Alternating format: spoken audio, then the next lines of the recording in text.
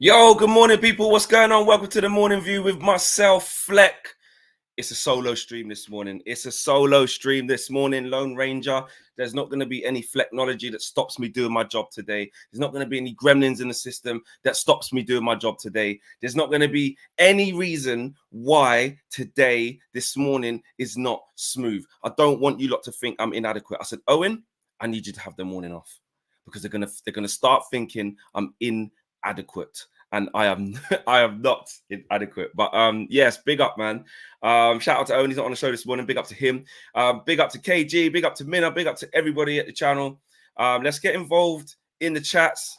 Let's see who's there. Oh, Jamaican time, UV says Jamaican. Listen, speaking of Jamaican time, I know a lot of you might not care, but for my Jamaicans and my big Vibes Cartel fans, and this is not for West Ham because they might help us get 5th place. This is free world boss. If you know, you know. Yeah, might be a retrial, but if you know, you know. Let's see who's getting in there. The solo pebble, you're not taking the piss out of me straight away, nice and early. Love to see it. Says Makish says flex solo flexing. Good morning, Flex Solo. Oh, Flex Solo. I could get behind that. Flex the Rock Johnson says, Lil Yo, big up UV fam. Smack that like button. Let's go, says Simon McGill. I see Joe Blackman as always. I see Amanu. I see Tabrez. I said produced by Palmeiras. I see Steffi. I see CH. I see Ash Odu. I see Jord. I see Keegan. I see Court Star. And people who aren't members, who can I see there as well? I see We Deserve Better. C Mac. I can see Sean. I can also see Roger Page. I can see V Cobra double A as well. Free gold. Loads of you. Dola as well. So everybody getting involved. Get your super chats in. Get your comments in. Get your members chats in, and I'll get them read out for you today. What am I going to be talking about this morning? Well, straight off the bat, there was an Ornstein update. Sirens. Exclusive. Wasn't quite the strength of that type of Ornstein update, but there was an David Ornstein update regarding the future of Eric Ten Hag. And he says that there's been no indication so far that Eric Ten Hag will be sacked. There's been nothing. That's what he says. So an interesting update about that. I want to talk about Sancho's plan to get out of Man United, or should I say United's plan to sell Sancho under any circumstances, take a massive cut, willing to sort of take a big hit on the fee. They want him gone. They want to sell him. They want to make sure that it doesn't get to the summer and there's a situation where Man United aren't in control and they don't get the money that they want for him.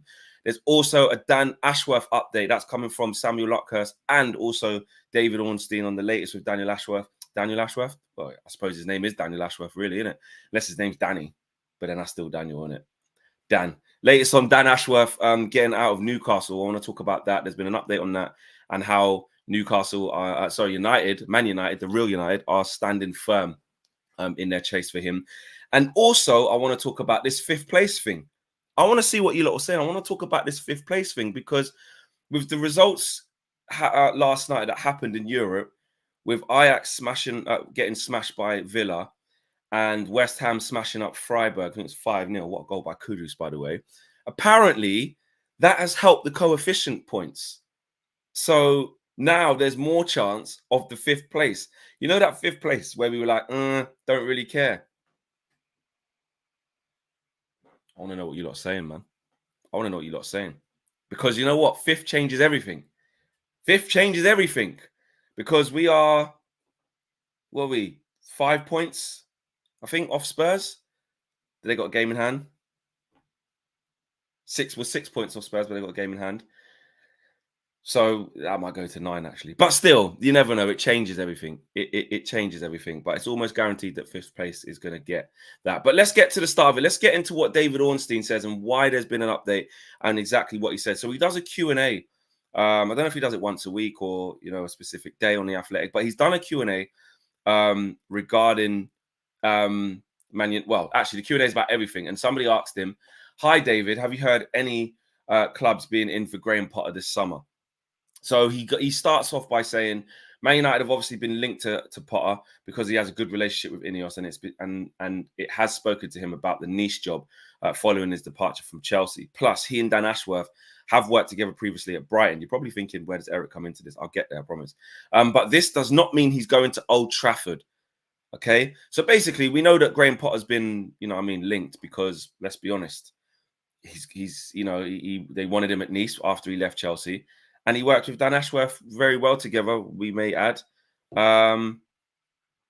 at Brighton. So that's the reason why the Potter links have always been there. I think a lot of us have made our decision very clear about the Graham Potter thing.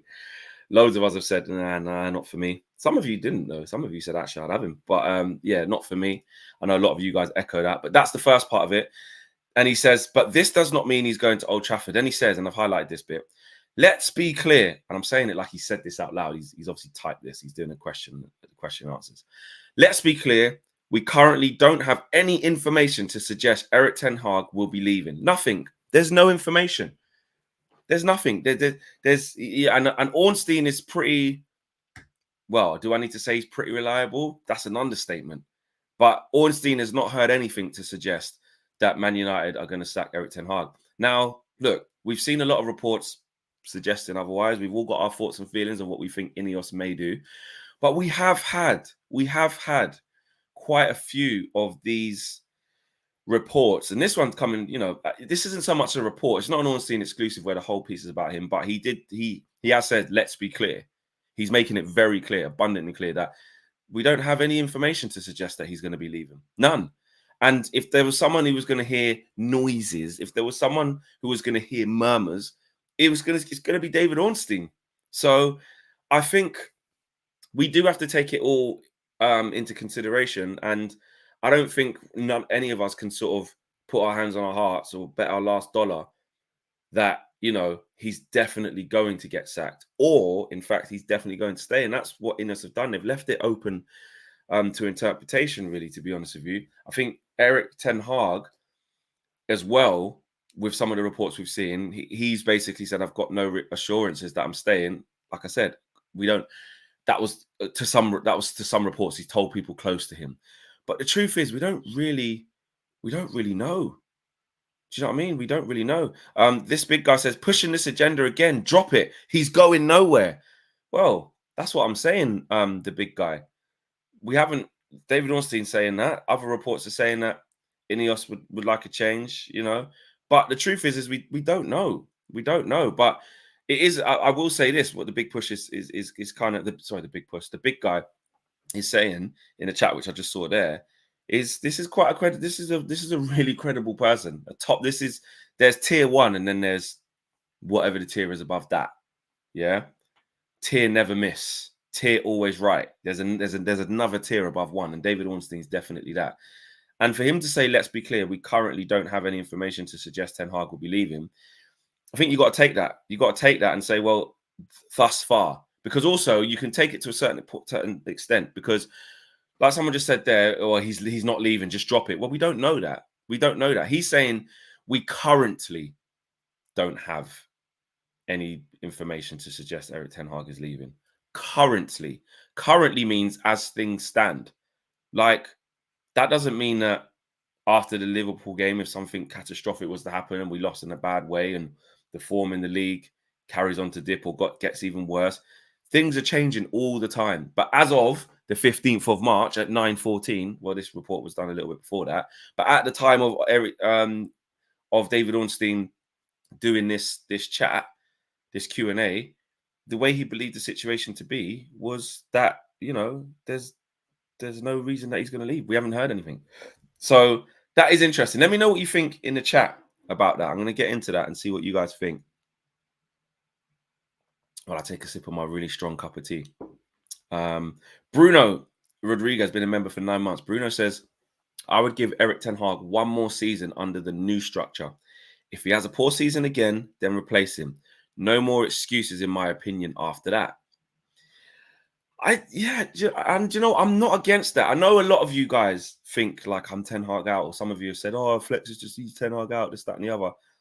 I'm actually not. I'm not. I am in the middle.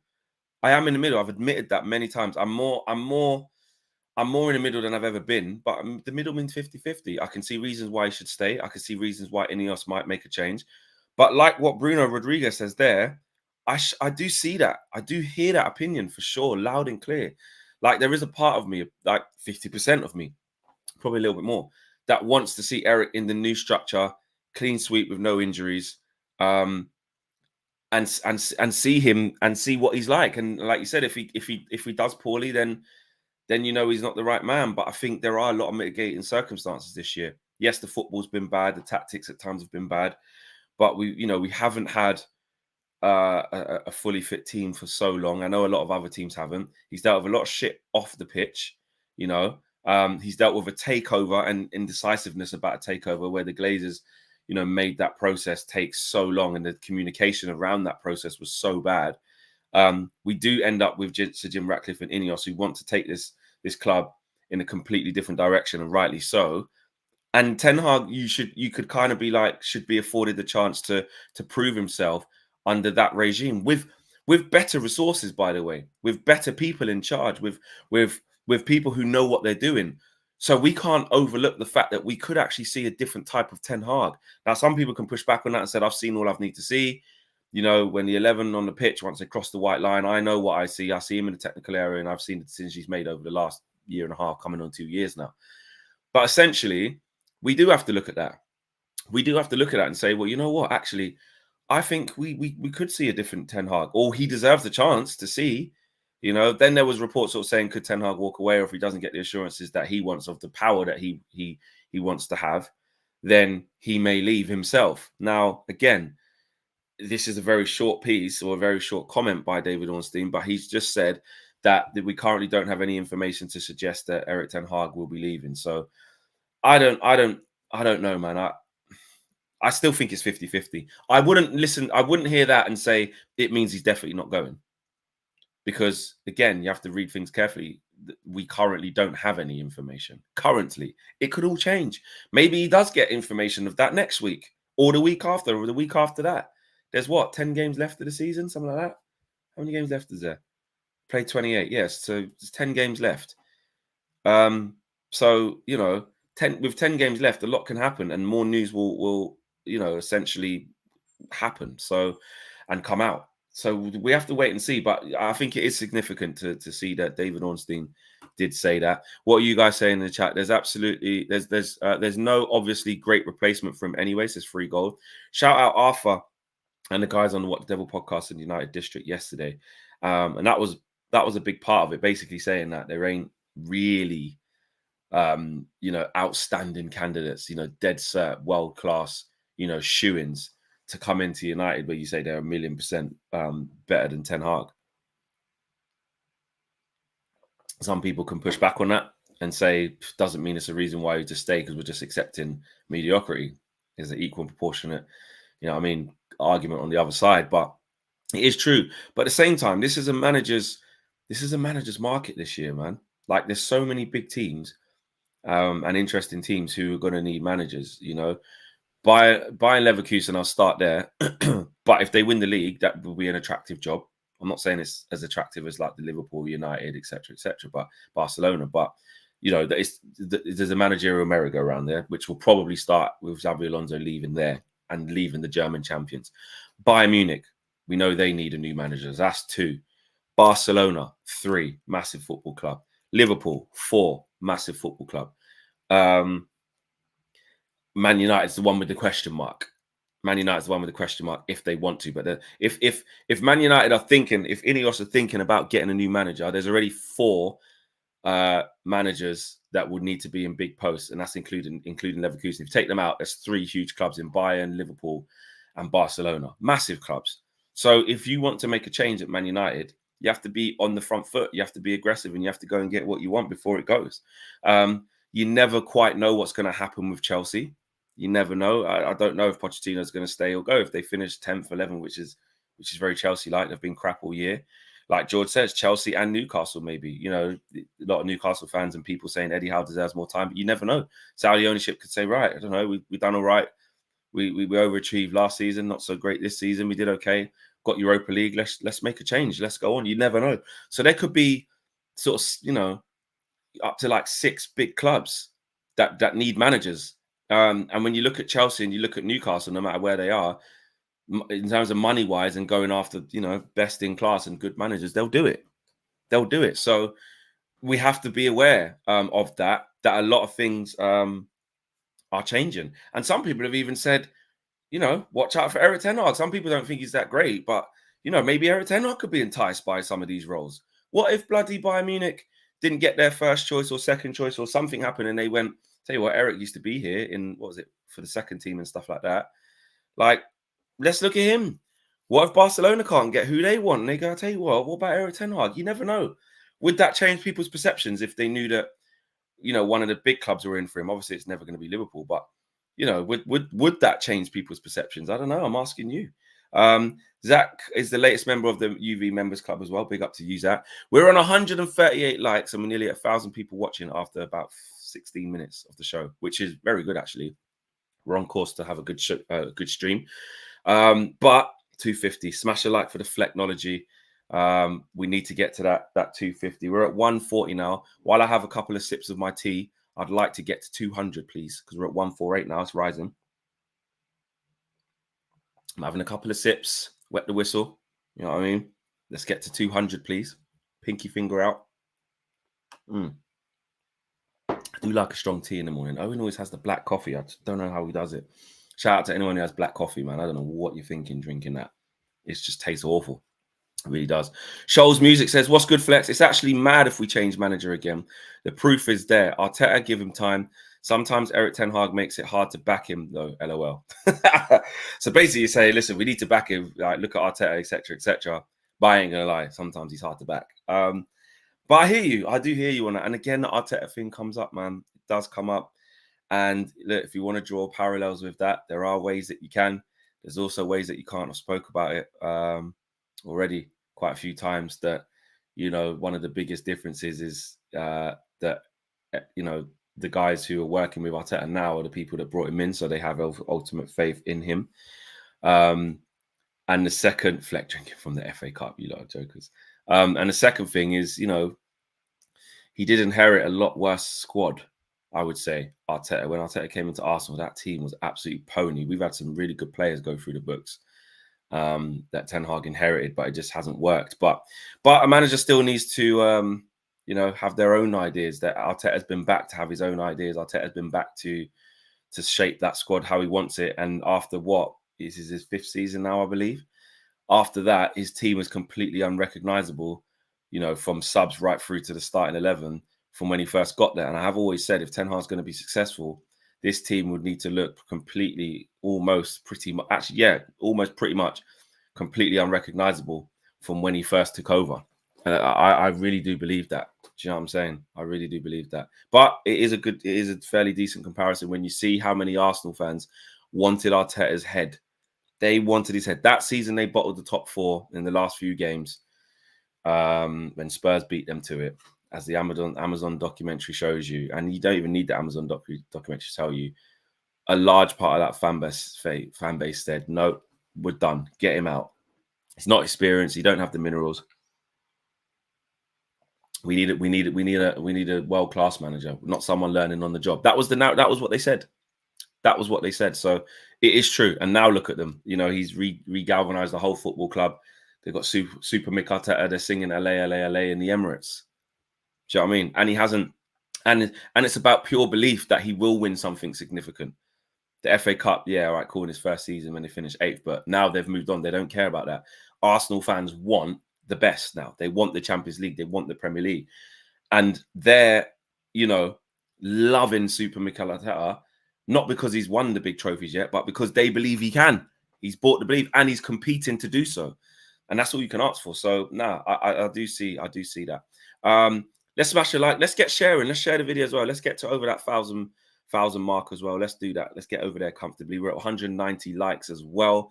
Let's get that to over 200. Let's push, guys. Get sharing. Let's get over 1,000 people watching. Priyanashu says, Flex, here's one good reason I believe we need a new manager. Previously, when we faced Liverpool and City, we talked about if we can win or not. And now we talk about by how many goals we lose. Well, yeah, it's true because, we don't think we're great right now. We don't think we're great. So I hear you on that. And any questions, whether it's members chats, put it in the members chat, super chats, or in the regular chat as well. We can do a little bit of a Q&A as well. Maybe I'll do that towards once I've got out all of the different topics. Maybe we can do a little bit of a Q&A. So if you've got any questions, put them in the chat as well. Anything you want to talk about, because it ain't just about me. Do you know what I'm saying? Sancho's sale plan. Man United want the perfect Sancho sale plan, and this is coming from Build, big outlet. And it's about Jadon Sancho, and what do you know why this is interesting? Because the last Jadon Sancho update was more so coming from the Dortmund side. Big German outlets were basically saying they want to have Man United sort of over a barrel, really, and basically make it that Man United are in a worse position than Dortmund, and Dortmund can have the position of strength with this transfer. And what those reports were saying was that they're planning on basically taking Dortmund are planning on basically taking Jadon Sancho on loan again, but this time for a whole season. And Man United basically would have no choice but to accept that, because let's be honest, okay, he's got man of the match the other day, which is good for him, pleased for him. They were basically saying he's had a slow start and they still need more time to get him up to speed, and there's only a few games left of the season. And he's been injured for part of it as well. So their sort of thought process was he's not going to be highly tipped out in Europe for people to come in and pay big money for him. There's not going to be loads of offers on the table for Man United. He can't go back to Man United. He doesn't want to go back to Man United, and Man United need to find a solution. They can't have him come back and just be in the reserves, not a bit loud in the canteen anymore. So that was the reports last week, that Dortmund were going to basically try and get like a loan with an option or an obligation to buy and take his wages off our books, which doesn't really help us, but it would be the best situation. And the reports that are coming out now, which could be in response to, I don't know if there's leaks out of United saying we're not having that narrative out there, etc., etc. We don't know. And I'm not going to speculate about that. But these reports say Man United have signaled their interest to Borussia Dortmund in getting a deal done for Jadon Sancho and are working out an agreement with the German club to create the perfect transfer deal. Man United want to get rid of Sancho at all costs and are ready to take a huge financial loss, which we know is incoming. United are willing to accept a price of 30 to 34 million for him from Dortmund. 30 to 34 million for Jadon Sancho. Now, let's be real, right? Let's break this down. First of all, how do you feel about that fee? 30 to 34 million pounds. We paid what? 77, didn't we? And the year before that, they wanted us to give us, what was it, 120 million euros, didn't they? And we said no. Now we have to take into consideration a lot of things. Now he's been inactive at Man United. There's no way back at Man United. And for the couple of years he's been at Man United, let's be honest, he's done absolutely nothing. His stock has not gone up. His stock has not gone up. Do we say we have to move on? We have to find a way to just look, it is what it is. Like it says there in the report, take a big financial hit, take a huge financial loss, which it would be. And this is our problem. We don't do this often enough to be able to start again and start fresh with Ineos. Or do you dig your heels in a bit and say, no, that's taking the piss. That's taking the piss, 30 to 34 million. Or with how he's performed in the last 3 years, his stock has gone down from a 77 million pound player to a between 30 and 40 million pound player. Is that true as well? While I have a few more sips. And how much of it is about, Ray Carl Brown says, just get rid of Sancho. Like, don't really care. Just get whatever money it is and move on. How much do we do that? I'll give my opinion in a second. I just want to read out some of the things what you guys have said. We got ripped off. We got ripped off as per. Let the club clear the house. Sancho is flop signing of Man United. Let him go, says Aria. Take the money. That fee alone gets you a £100 million footballer in terms of FFP. Who else has commented here? Loads of people. Right, produced by Palmeiras says he wants 40. Shake hands on that. This is how much we'd save in wages. Also, it's millions. Yeah, just by getting him off the books.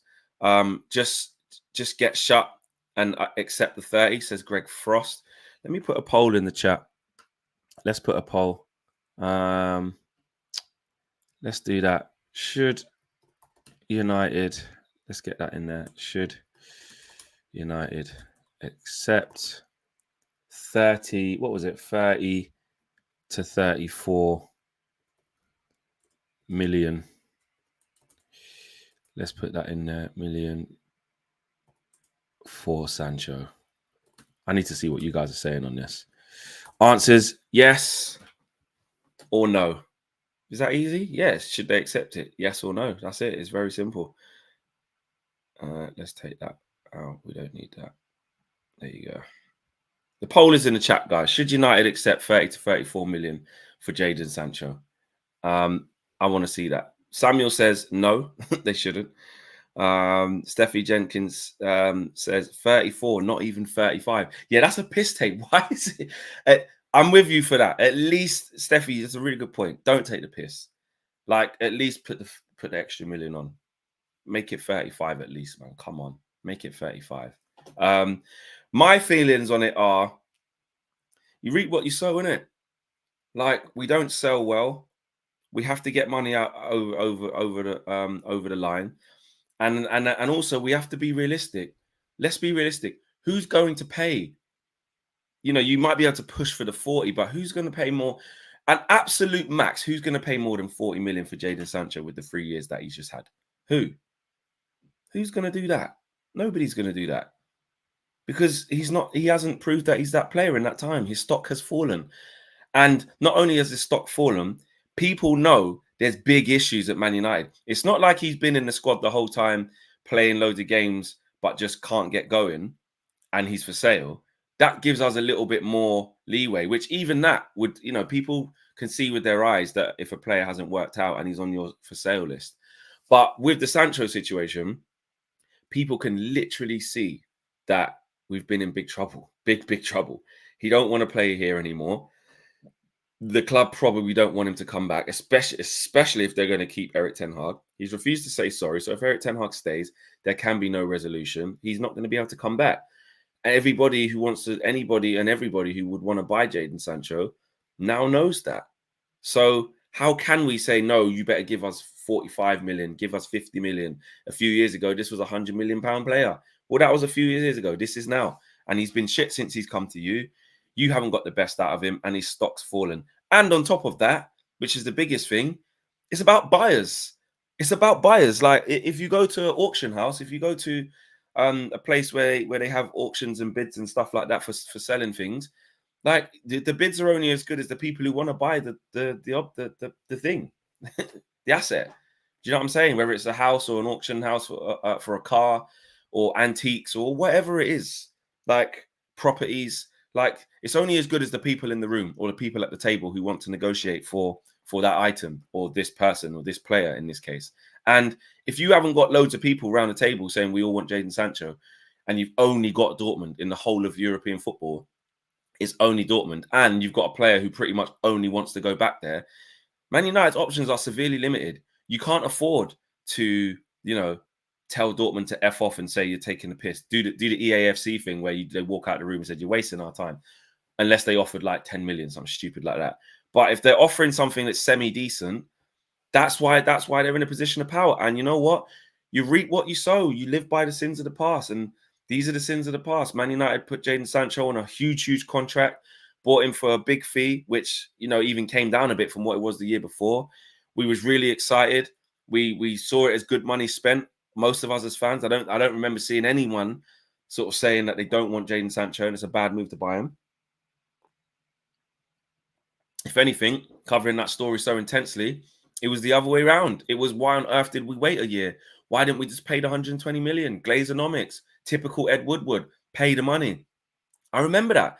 And then when we got him the following year, we said, actually, fair play. When he had a really good season at Dortmund that year, like 20 goals, 20 assists, pretty much nearly. I think it was 20 and 20 on the dot or something similar.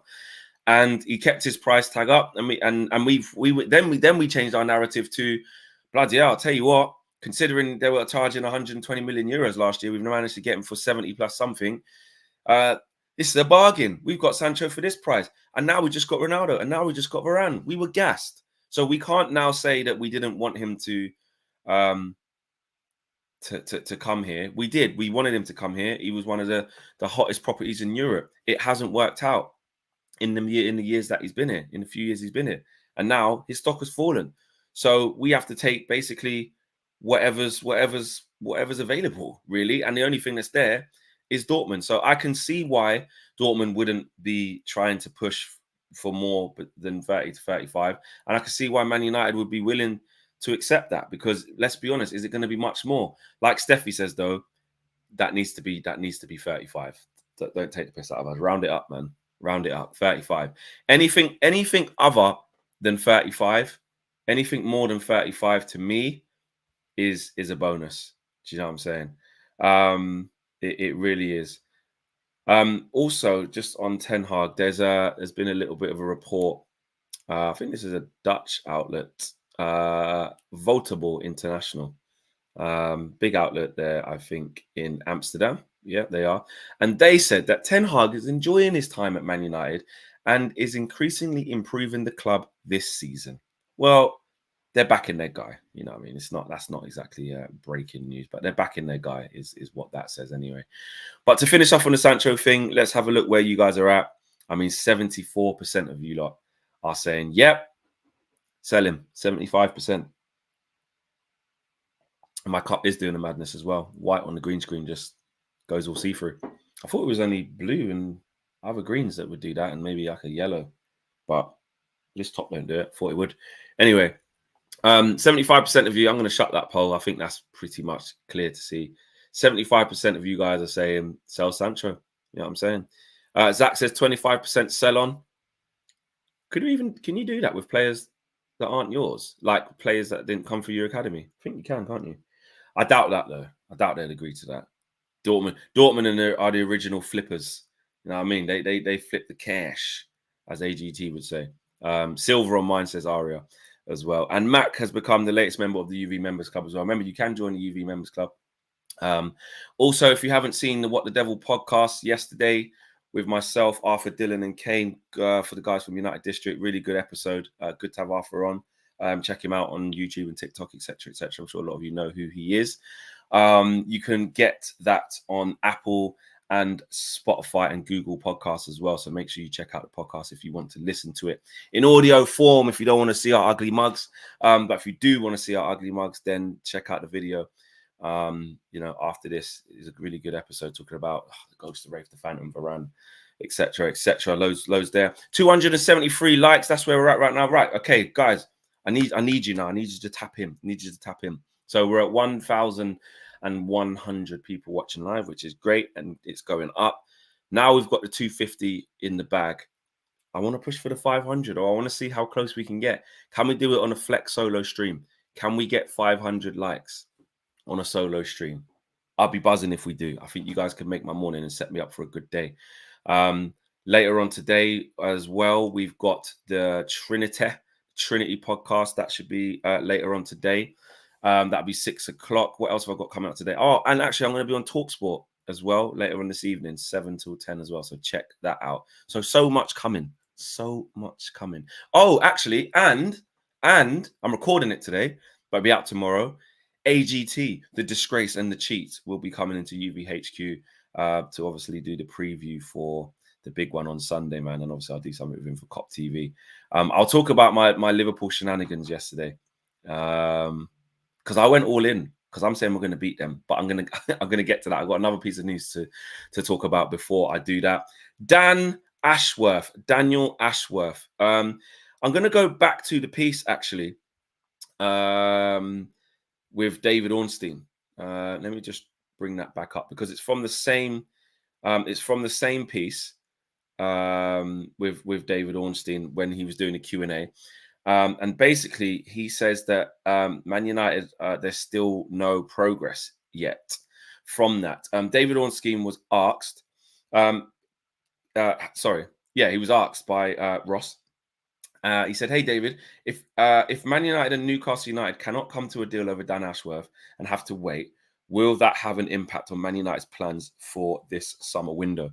Ornstein said this, and I quote, "I'm still not aware of any significant developments between Newcastle and Man United for Dan Ashworth to start his new role." But because it isn't interesting, because we're like, shit, we need Dan Ashworth to come in. We need him to get in post. Because if he's not there, our transfers aren't going to look the same, and we're going to be behind schedule. But this is what I did find was interesting. But I don't think it will make a massive difference to Man United's summer plans. They will have been trying to formulate these for a while via their existing staff and executives, which I know we don't have a lot of faith in. That will largely depend on the work of their scouts and negotiators, the financial situation, and Ineos, given it has sport and control. It isn't ideal not having the key individuals you are appointing inside the building yet. But firstly, Dan Ashworth is more of a builder of clubs and the structures than a recruitment expert and negotiator. And secondly, they can bring in other people. They can bring in other people sooner if needed. So basically, they're saying they can get other people who are, in the negotiating seats and, doing different types of jobs to Dan Ashworth quicker than him. And he's basically reminding us, which is what Keith Downey did say to us when we did that exclusive with him about a month ago, maybe a few more, a bit longer than that, which was a really good piece. If you haven't seen that, check that out. He's basically saying that, remember, Dan Ashworth is not like chief negotiator in terms of sitting down at the table, getting the players. He's a builder of structures. He's a builder of,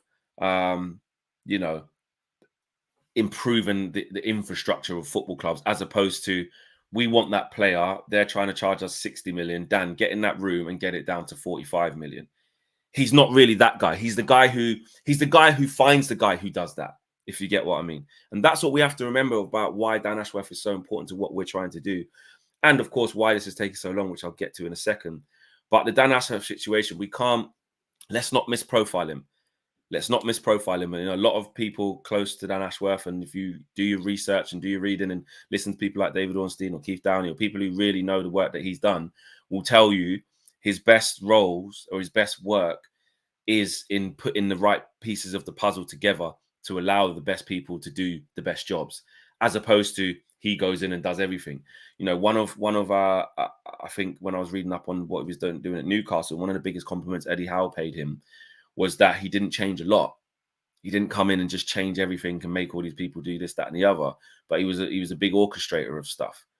If you think of a conductor, in an orchestra, they can't play all the pieces of the instruments. They don't know how to, well, some of them might do, actually, to be fair. But their role is not to be playing every single instrument. It's to bring all the instruments together at the right times, in harmony, with perfect synergy, to create the perfect sound. That and essentially that's what Dan Ashworth does. Do you know what I'm saying? So I think I can see why it's taking long as well. Back to that bit, he's basically saying that he's not aware of any significant developments as well. And to back that up, Samuel Luckhurst from the Manchester Evening News did an exclusive yesterday afternoon, and he said that Man United are standing firm over Dan Ashworth demands after discovering the real fee Newcastle paid Brighton. So basically, he's saying that apparently Manchester United have found out. This is now Samuel Luckhurst. He's saying basically Man United have found out that Brighton had to obviously wanted, I think, 4 million for Dan Ashworth, but Newcastle ended up paying significantly lower for that. And now Man United have found out the real fee Newcastle paid Brighton. They're like, hang on a minute, don't try and charge us 20 million. You're taking the piss. We ain't having that. We're not having that at all. So now they're digging their heels in and standing firm, which to a certain extent, look, Man United should stand firm. Don't get your pants pulled down. Don't get overpriced or overcharged. But he says, yesterday, Samuel Luckhurst said, Dan Ashworth fee negotiations continue in a bid to make him the inaugural Man United sporting director. Man United are standing firm amid discussions to prize sporting director Dan Ashworth from Newcastle. United have headhunted him, and he's been placed on garden leave by Newcastle, which we already know. And if you go back as well to what Sir Jim Ratcliffe said, just to remind ourselves of the quotes, Sir Jim Ratcliffe branded Newcastle silly, stupid, and absurd for repeatedly demanding a fee as much as £20 million for Dan Ashworth. United sources said last month they would not pay 10 million to recruit the 53-year-old. So that's over half a price in gap in valuation, which is a big problem. Although Ashworth's move to Brighton, from Brighton to Newcastle in 22 was widely reported as 4 million, and this is the bit that's put Man United on the offence. A well-placed source said that Newcastle paid significantly less than that figure to the former FA director of elite development. United do not believe it is realistic for Newcastle to demand an 8-figure fee for a member of staff who joined the club less than 2 years ago. So they're saying they were supposed to pay 4 million. They didn't even pay that. They paid it, and it says sources, a well-placed source said they paid significantly less. Now, I'm not a mathematician, right? And that isn't even really maths, it's about opinion. But significantly less than a specific figure means it has to be a lot less. Significant means a lot. And if you're paying significantly less than 4, I'm going to go out there and say it's about 2. Just because I ain't got sources saying that. I'm just saying it is.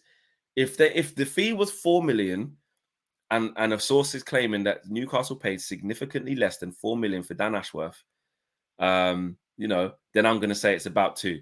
However, CMAC does say Luckhurst and well-placed sources laugh my ass off. Yeah, to be fair, you're going to look at the credibility of what's going on. But this is what he's saying.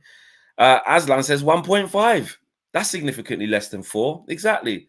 So I don't know, man. If that's true, you know, fair enough. But even without the Samuel Luckhurst piece, because I know, look, when Samuel Luckhurst says some things, you know, people aren't always ready to believe all of them. You know what I'm saying? I hear that. But even without that, we can see from what Sir Jim Ratcliffe is saying, like what he said in his interview, like he said, these lot are having a laugh. We ain't paying 20 million for him. We're not going to do it. Keith Downey said, though, look, Newcastle are going to stand firm. And if they want him and they want him to start by summer, Man United would have to pay more. But he did say a compromise of around 10 to 15 is what he thinks would probably happen. And I think that's probably right as well. I think between 10 and 15 will get Dan Ashworth out, which is still a massive amount of money for a sporting director. Before I carry on, we're at 342 likes. Keep pushing, guys. Let's get to the 400. I'm going to keep on you. I will keep on you. I want those 500 likes. I think we can do it as a community. There's nearly 1,200 of us watching as well, of you guys watching as well. Get involved. I'm going to get to K-Flow Super Chat in just a sec. But let's get to 400 likes. Just smash the like right now. You can do it. You can do it right now while I move from tea to water. Period of silence to get up to 400. Having a drinks break. While you guys steadily get us up to 400 likes. Drinks break settings. Where are we at now? 355. I like what I'm seeing. We're steady. 361. Come on, guys. You're doing it. You're doing it. You're doing it. I mean, 361. Are we going to go up again? Where are we at now? I think we can do the 4 before we carry on. 370. Come on, 30 more likes. 30 more likes, guys, and we carry on. I'm basically going on strike, which I'm not. I will carry on regardless, but it's just nice to do. Makes the show more exciting. 378. Come on. Come on. Let's go. Let's go. 22 more. Let's go. You can do it, guys. You could do it. 386. That's good enough for me because I think 400 is around the corner. 400 is around the corner. You know what I mean? You got that in the bag. While I wait for the 400, let's get to K-Flow Super Chat. 394. K-Flow says, Dortmund have history of selling us duds. Mkhitaryan, Kagawa, now Sancho. Ain't buying a tomato from those dons. I will buy from Booker Street, John, before them, man. Yeah, you ain't lying, bro. You ain't lying. That's true, you know. When you know what I mean, the Mkhitaryan thing. I remember when we got Mkhitaryan, man. When we got Mkhitaryan, I was gassed. I was like, this guy has flipping, you know what I mean, bare assists in the Bundesliga. I think he might have had the most assists in the Bundesliga that year we got him. I thought, baller. I've always liked him. He's nimble, great change of pace, quick, can get goals, can provide goals, intelligent footballer. I was like, yes. And then it just didn't work out. Shinji Kagawa as well. I remember when he came in, I thought, yeah, he's handy. Again, nimble, quick, nice turn of pace, can play in the 10 just off the front, knit things together. And again, just didn't happen. I mean, Booker Street John. I don't, you know. Who's Booker Street John? Who is that? Who is that? Booker. Oh, sorry. Booker St. Is it Booker St. John? Booker St. John instead of Booker Street John. Booker St. John. Who is that? Someone put it in chat. Kagawa was a bad man, says Adrian. Before I move on, someone let me know who that is. Flex KG is Booker. How do you mean? What? KG? Am I missing something? Why is he that? Who's that? What? Wait, fill me in. Why is KG called Booker St. John? Who is that? Do I need to Google who that even is? Is it KG looks like someone? Oh, right, okay. Right, yeah. I'll speak to KG last night on the phone because I haven't seen that the episode yet of Death in Paradise. So I'll tell to him I'm gonna be watching it probably over the weekend. I'm gonna catch up. Right, okay, cool. Was he no spoilers? No spoilers. Was he good? Was he good? I need to know. Marcus says, Morning Flex, agree with the last super chat. Dortmund sell us duds. Good riddance to Sancho. Get him out. Take Rashford with you. Ooh. Ooh. Wow. Wow, wow, wow, wow, wow. Just straight for Rashford.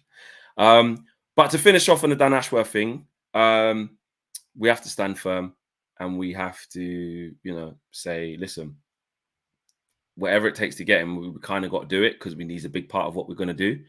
However, we're not going to be held to ransom. You know what I'm saying? And also the same way how Dortmund are, in a situation where they're like, actually, this suits us. With the Sancho situation, we've also got a guy who's now on garden leave and they're paying him to do nothing and he doesn't want to be there. He wants to join us. He doesn't want to go back to Newcastle. And he's now sitting there trimming hedges for peas for 30 grand a week or whatever it is. I think he's on. Keith Downey was telling me. So yeah, that now put the same way how they was in a good position with Dortmund and Sancho are. We're in a good position with Dan Ashworth because we can say, all right, well, just keep paying him. You've got FFP problems, PSR problems, whatever. You need this money, and you can't just keep paying this guy to do nothing while you're going to pay a new guy to come in. Like you've now got no sporting director or whatever the role is he is at Newcastle. He's now not in post, so you got to come to the table here. So we'll find a middle ground. We'll find a middle ground. We're at 426 likes, guys. We're definitely going to get 500. I can feel it. We're definitely going to get 500 for sure. So smash a like on the video in this next little segment. Before we wrap up the show, let's get to 500. Let's do it, guys. Let's get to the 450 mark first, and then push. Final push. The Black Red says Newcastle petty as F. And got to admire that. Yeah, they are. They are petty. I want to talk about now this 5th place situation. I want to talk about it. Do you lot care? Because 5th place now, because of the results that happened yesterday, has basically all but gone to the Premier League, and I think it's Italy as well. We're going to get it.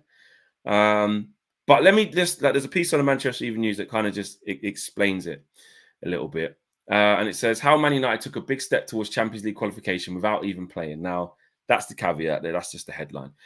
West Ham's 5-0 win over Freiburg in Europa League has given Man United a greater chance to join next season's Champions League. From next year, obviously, the Champions League will grow from 32 to 36 teams. We know all of that.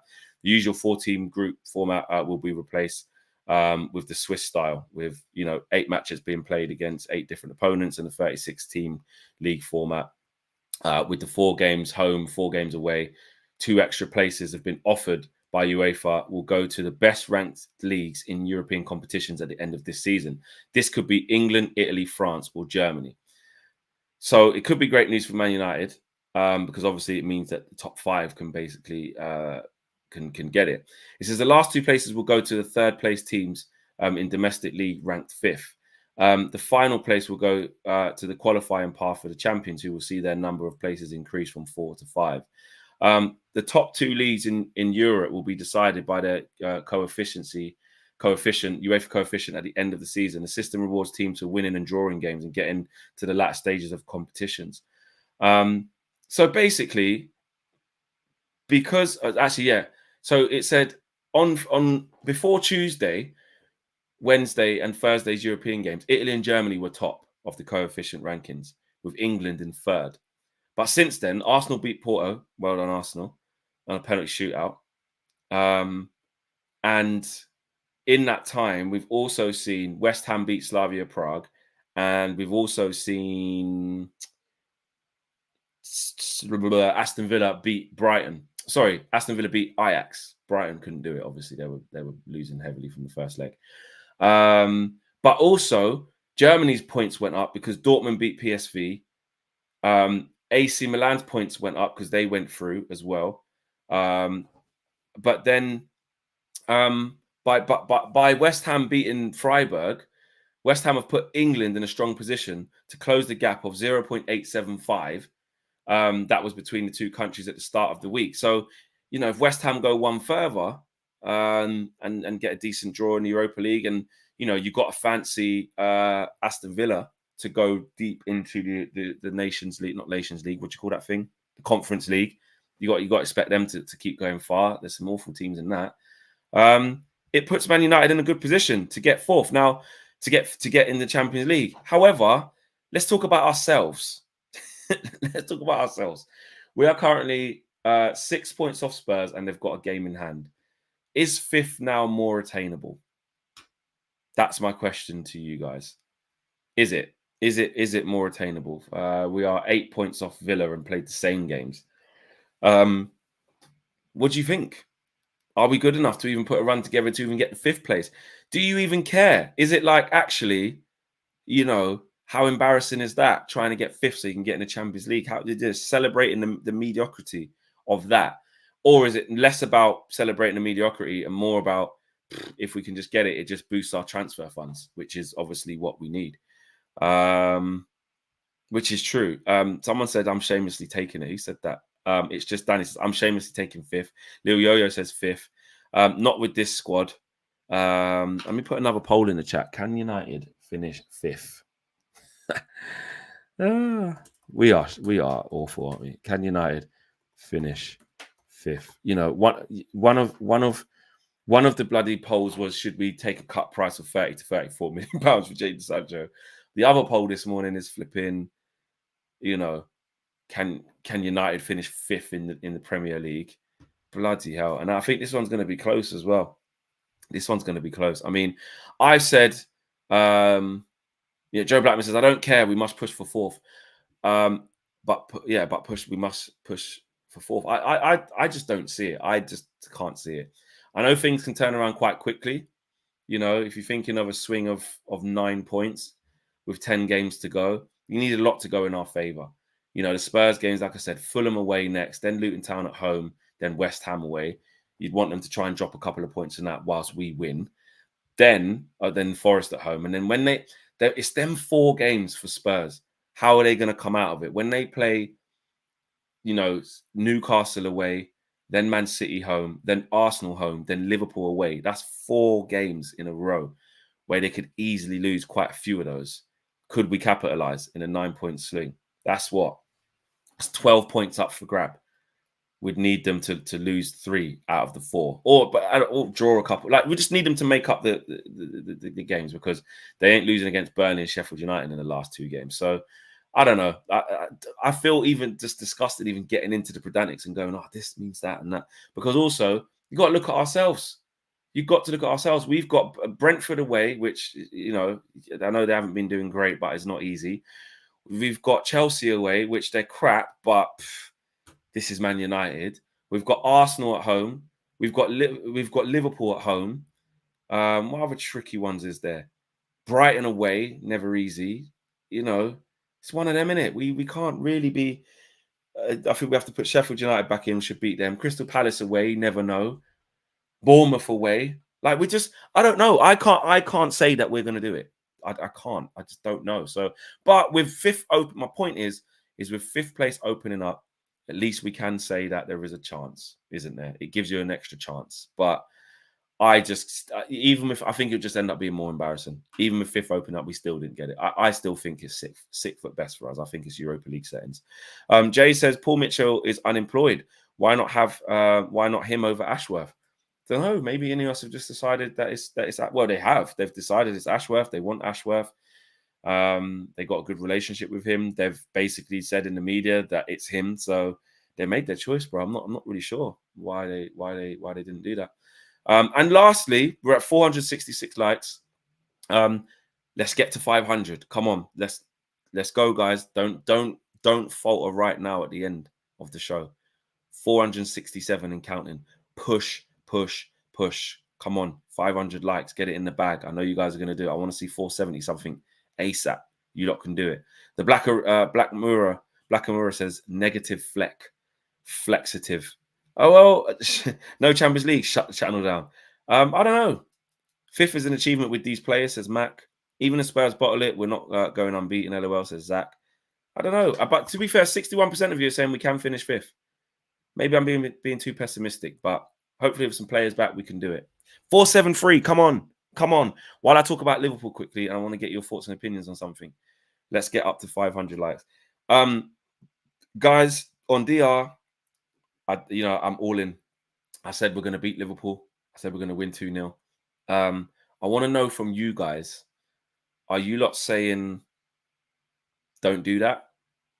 I said Rashford's going to score, so he's going to have the game. Because here's my thing. To me, yeah, this is it for the season. Like, this is it.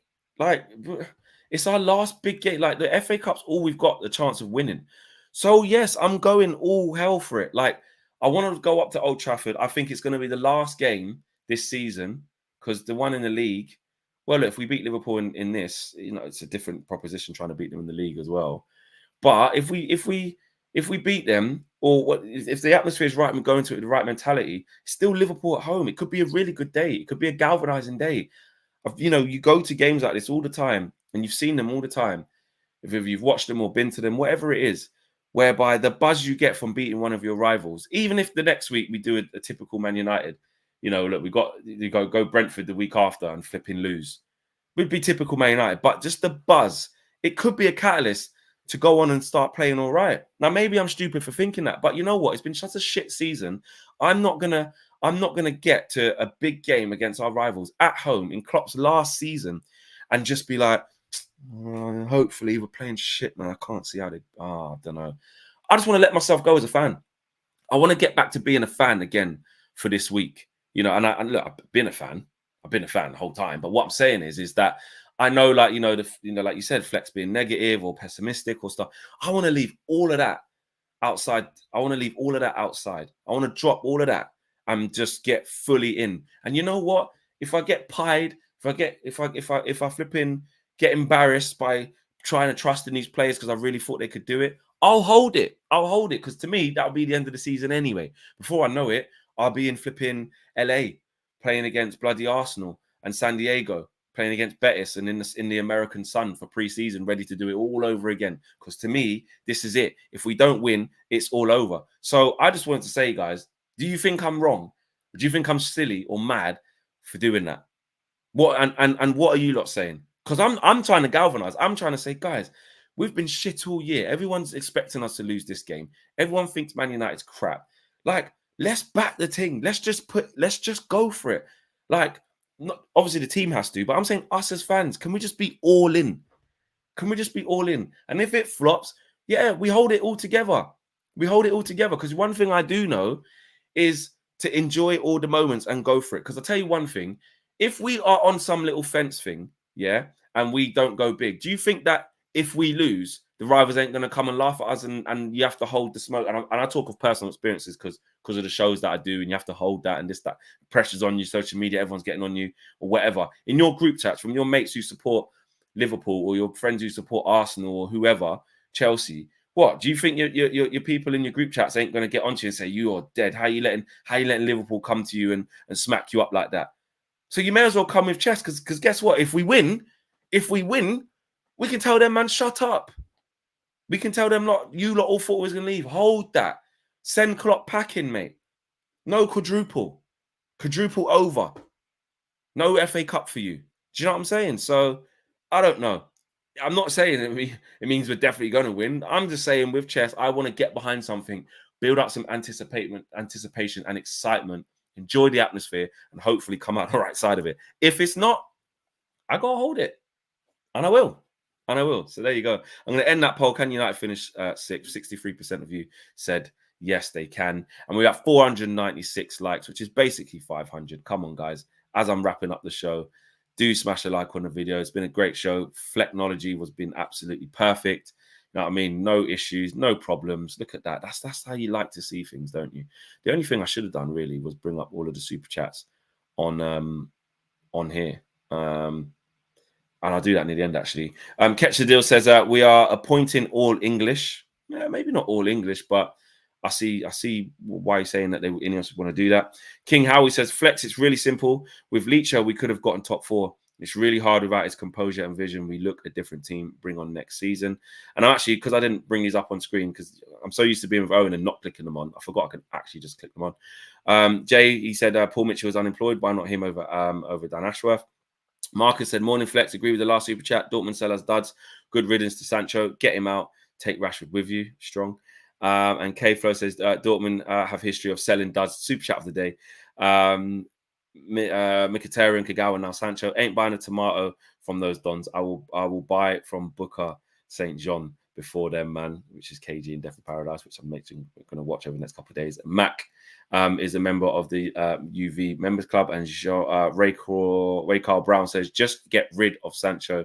Shoals Music said, what's good, Flex? It's actually mad if we change the manager again. The proof is there. Arteta, give him time. Sometimes Eric Ten Hag makes it hard to back him, though, LOL. And Zach was another member of the United View Members Club. And Bruno Rodriguez kicked off the Super Chats today. Said, I would give Eric Ten Hag one more season under the new structure. If he has a poor season, then again, then replace him. No more excuses after that, in my opinion. So, yes, big up, guys. Thanks for watching the show. Flecknology to the world. Easy peasy. You know what I'm saying? It's been a good show. Remember to check out the What the Devil podcast. You can do that by going on to different podcast platforms, Google, Apple, and Spotify, I believe. Josh will let me know if I've said that wrong again. Over 500 likes as well, says Lil Yo-Yo. 500 plus, exactly. Good on the likes. Well done. And as Joe Blackman says, drop a like on the way out the channel. Really appreciates the love. Thank you. I echo that, what Joe Blackman says. Thank you, guys. I'll see you guys. Remember, later on today, probably will be the Trinité podcast. And if you want to see more of me or hear more of me, I'll be on TalkSport later on, 7 till 10 with Adel Oladipo, my guy. And yeah, tune in. I'm out of here. Take care. Peace.